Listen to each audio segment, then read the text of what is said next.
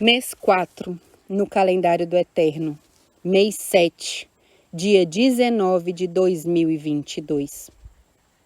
O Eterno nos manda que façamos oração intercessória, súplica e ação de graças por todos os homens, desde os mais exaltados até os mais humildes, para que a vontade do Todo-Poderoso se cumpra neles. Pois o Eterno deseja que todos sejam salvos e cheguem ao conhecimento da verdade. Mas apenas aqueles que aceitarem receberão este galardão. Também que possam reconhecê-lo como único Deus, Criador, sustentador e Redentor, pois ele veio para morrer como resgate da humanidade. O Eterno ordena a oração em todos os lugares.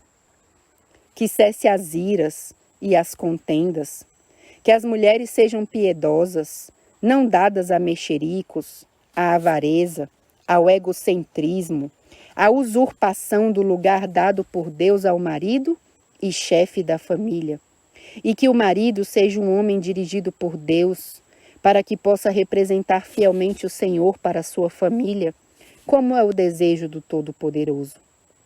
Que se vistam com toda a modéstia perante os homens e perante o Eterno, não procurando atrair a atenção ou destacar-se com os seus cabelos ou com adornos nos seus corpos para chamar a atenção dos outros. Que sejam reconhecidas apenas pelas suas boas obras e não pela sua boca atrevida e descortês. Que aprendam com toda a humildade e se submetam à aprendizagem proveniente da palavra do Eterno. Que a mulher reconheça a sua parte perante Deus e a ordem que ele estabeleceu, e assim viva em paz. Que uma mulher reconheça que o seu primeiro e mais valioso ministério são seus filhos. E é aí que ela mais deve estar aos pés do Eterno para ser ensinada por ele, e por sua vez para os ensinar. Cheia de fé e amor, ela refletirá a santidade do Eterno com toda a pureza. Há muitos altares, sacrifícios e tradições pelos quais o homem espera obter a salvação, mas estas são pura falácias. Por mais poderoso que um homem possa ser, não é infinito, mas não importa o que pretenda ser, não pode compreender o infinito se o infinito não lhes dá a conhecer. O próprio Deus disse: ninguém conhece o Pai senão por mim, disse Jesus.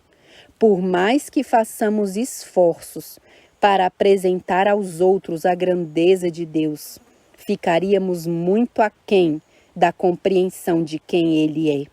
A insensatez quer fazer isso, mas não vê que, se pudéssemos explicar completamente Deus, nós próprios seríamos Deus, ou Deus deixaria de ser Deus.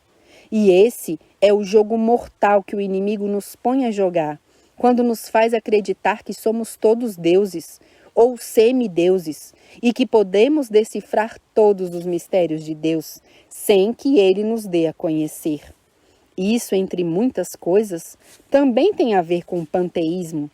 Investigar, tentar fazer o que não é revelado por Deus, torna-nos tão culpados como John Kellogg, o homem que fez o livro O Templo Vivente. Um título muito sutil, de modo a ensinar a muitos a apostasia que tinha pelo nome naquele tempo, a apostasia alfa, que teve seu auge e início, mas não é nada em comparação com a ômega, na qual se somam inúmeras ramificações a esta planta apóstata que começou naquele momento. Os profetas são ensinados por Deus. Eles falam o que ele lhes diz e não o seu próprio pensamento. Por essa razão, o poder do Eterno vai à frente deles e é por eles. Ninguém conhece o Pai a não ser o seu Filho e a quem ele deseja revelá-lo. Ninguém conhecia o Espírito Santo até o momento em que o Filho pediu ao Pai que o enviasse às suas criaturas por ele, antes de sua ida para o céu. Há apenas um advogado, um intercessor que pode perdoar todas as nossas transgressões. Não podemos dar uma medida a esse amor ou esse sacrifício infinito.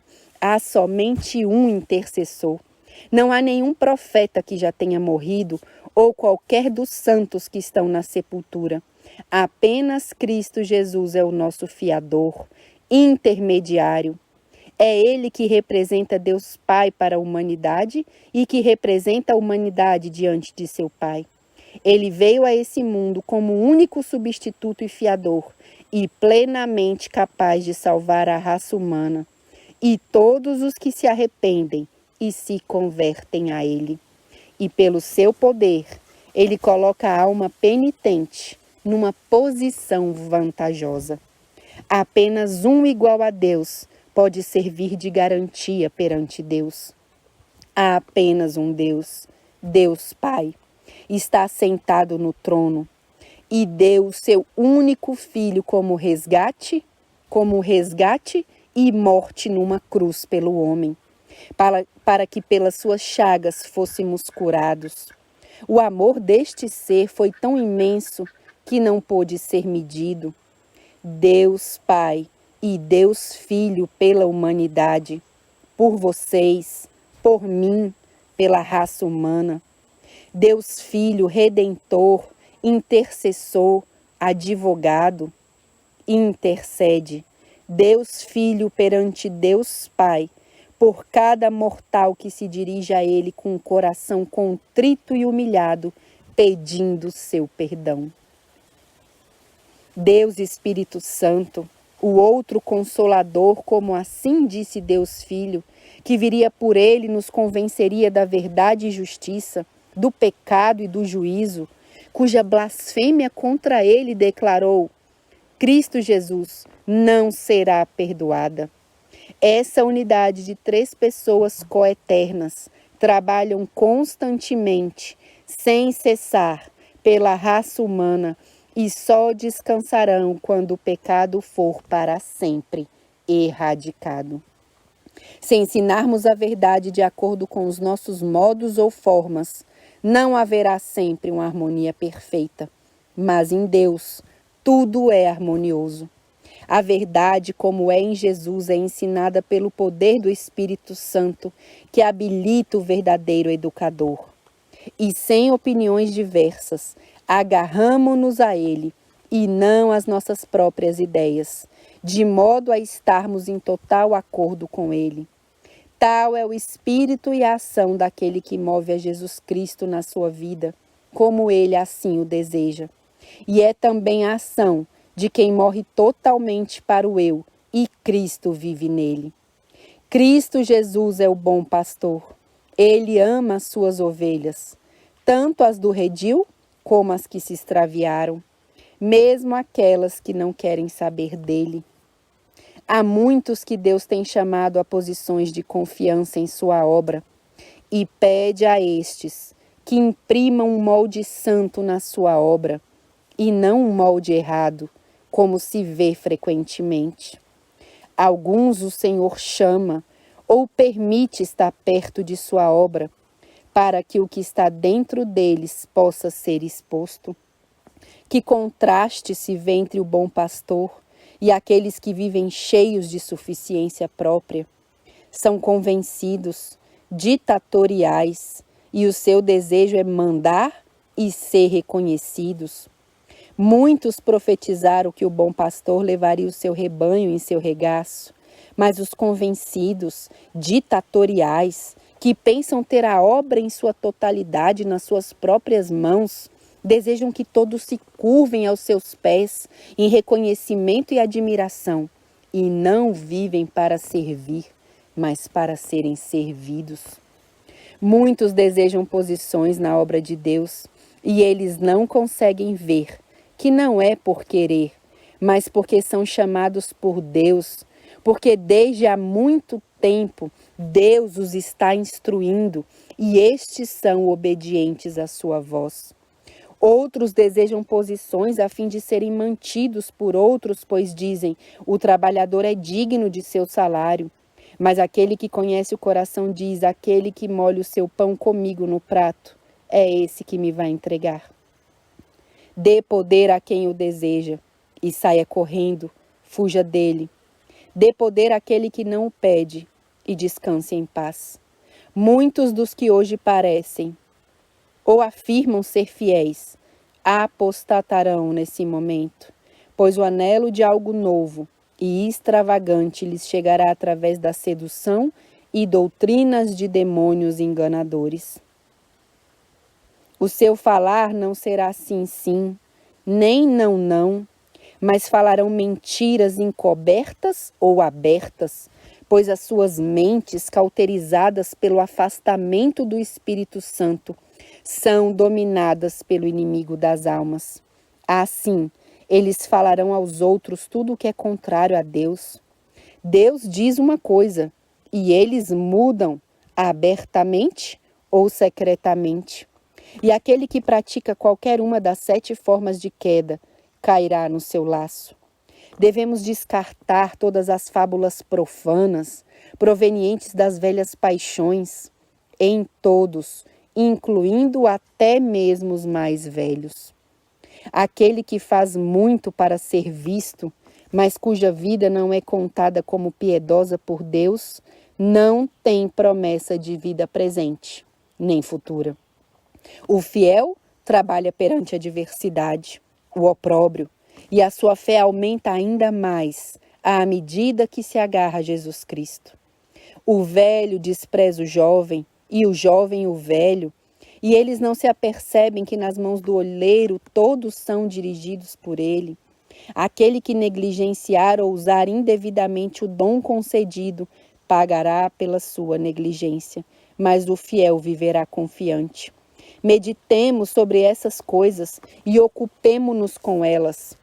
Não confiemos por um momento em nós mesmos, mas guardemos e defendamos a doutrina que o Eterno nos deu como um tesouro especial. Só dessa forma nos salvaremos, a nós mesmos e a outros. Recordemos as palavras de Ellen White na sua carta 65 de 1905. Grande é o mistério da santidade. Há mistérios na vida de Cristo que devem ser cridos, mesmo que não possam ser explicados. A mente limitada não pode sondar o mistério da piedade. A obra de redenção é um mistério. Jesus Cristo veio por fim à inimizade que havia entre a raça humana e Deus. Por um preço infinito, por um doloroso ministério, doloroso perante anjos e homens, Cristo Jesus tomou a humanidade. Ele pôs de lado a sua glória, ele ocultou a sua divindade, ele viveu na carne humana a lei de Deus para assim condenar o pecado na carne, para testemunhar que é inteiramente possível de cumprir na raça humana, ou seja, naqueles que o buscarem em espírito e em verdade. Testemunhando assim que a paz, a felicidade e o bem-estar eterno estão assegurados a todos os que obedecem. Esse sacrifício infinito é vida. Esse sacrifício infinito é vida para aquele que crê. Mas é um testemunho de condenação ao desobediente. Para os desobedientes, traz a morte, mas para os obedientes, traz a vida eterna. O objetivo da nossa vida não é perseguir algo inovador, mas envolvermos-nos em ser estudantes de Jesus Cristo. Essa é a verdadeira educação e o caminho certo. Um mero conhecimento, dirigido pelo inimigo das almas, é um poder de destruição. Esse ser, bem inteligente, com posição de destaque na hóstia angélica, foi o que se tornou rebelde. E muitos que têm qualidades ou são intelectualmente notáveis estão a ser mantidos cativos e dirigidos por ele. Temos de ter cuidado conosco. Essa é a primeira atenção que devemos prestar. Então, o que devemos fazer?